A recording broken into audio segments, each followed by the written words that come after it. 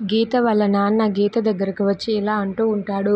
ఏంటమ్మా, నిన్ను ఎవరు బెదిరించారో ఎప్పటికైనా చెబుతావా? నిన్ను ఆ మహారథి బెదిరించి నిన్ను ఈ కేసులో నుండి తప్పుకోమన్నాడు కదా అని చెప్పి గణేష్ అంటూ ఉంటాడు.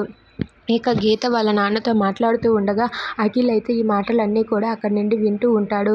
ఇక ఆ మాట అనగానే గీత అయితే, అది కాదు నాన్న, దయచేసి నేను దానికి కారణం చెప్పలేను, నన్ను ఇక్కడితో వదిలేయండి. కానీ అత్తయ్య ఎలా ఉంది నాన్న, అత్తయ్య బాగానే ఉందా అని చెప్పి అంటూ ఉంటుంది. దాంతో అక్కడ ఉన్న గణేష్ అయితే, మీ అత్తయ్య పరిస్థితి ఏంటో నీకే తెలియాలి, ఒక్కసారి నువ్వు నాతో పాటు ఇంటికి రా అమ్మా, ఇంటికి వస్తే మీ అత్తయ్య ఏం మాట్లాడుతుందో నువ్వే విందువు అని చెప్పి అంటూ ఉంటాడు. ఇక ఆ మాట వినగానే గీత అయితే, లేదు నాన్న, నేను అత్తయ్య ఫేస్ టు ఫేస్ మాట్లాడే ధైర్యం నాకు లేదు, అత్తయ్య ఏమైనా చేయగలదు, అత్తయ్య మాటలకి నేను చాలా బాధపడుతున్నాను, నేను రాలేను మామయ్య, నేను రాలేను నాన్న, అత్తయ్యని కలిసి అత్తయ్యతో మాట్లాడే ధైర్యం నాకు లేదు అని చెప్పి గీత అంటుంది. ఇక ఆ మాట వినగానే గణేష్ అయితే, ఆ మహారథి నన్ను కూడా జీవితంలో ఆ కోర్టు మెట్లు ఎక్కకుండా చేశాడు, ఇప్పుడు నిన్ను కూడా అలా చేయాలనుకుంటున్నాడు గలా, నువ్వు ఇంటికి రా అని చెప్పి అక్కడి నుండి వెళ్ళిపోతాడు. ఇంతలో అఖిల్ అయితే గీత చేపట్టుకొని రా వెళ్దాం అని చెప్పి అంటాడు.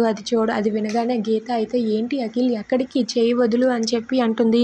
ఎక్కడికా, మీ ఇంటికి వెళ్ళి మీ నాన్నని కలిసి మీ అత్తయ్యతో మాట్లాడదాం పద, అప్పుడైనా సరే నువ్వు నిజం చెబుతావు, ఇదంతా ఎందుకు చేసావో ఆ నిజం అక్కడైనా సరే చెప్పాల్సిందే కదా, వాళ్ళ దగ్గర నువ్వు అబద్ధం చెప్పలేవు, ఖచ్చితంగా నిజమే చెబుతావు, ఆ నిజమేంటో నేను తెలుసుకుంటాను, పద ఇప్పుడే వెళ్ళి మీ అత్తయ్యని కలిసి మాట్లాడుదువు కానీ ఆ నిజమేంటో నేను తెలుసుకోవాల్సిందే, ఇప్పుడే మీ అమ్మ వాళ్ళ ఇంటికి నేను తీసుకొని వెళ్తాను పద అంటూ అఖిల్ గీత చేయి పట్టుకొని అక్కడి నుండి తీసుకొని వెళ్తూ ఉంటాడు. అది చూసి గీత ఒక్కసారిగా షాక్ అయిపోతుంది. Please subscribe.